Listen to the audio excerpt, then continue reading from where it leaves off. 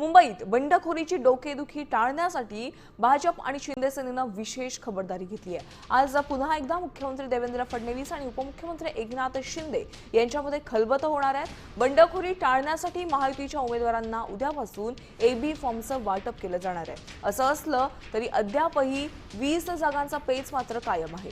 त्यामुळे आजच्या बैठकीमध्ये तरी या 20 जागांचा पेच पुन्हा एकदा या पेचवर काय आता बैठकीमध्ये निर्णय होणार आहे याकडे लक्ष लागलंय।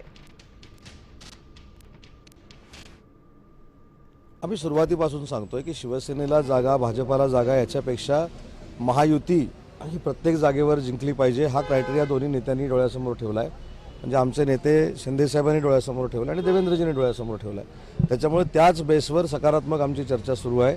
चर्चा ही अंतिम टप्प्यामध्ये आलेली आहे आणि आज संध्याकाळपर्यंत रात्रीपर्यंत ही चर्चेला पूर्ण होईल।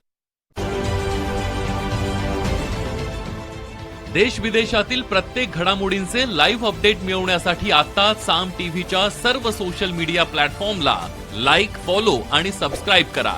तसंच सर्व नोटिफिकेशनसाठी बेल आयकॉन प्रेस करायला विसरू नका।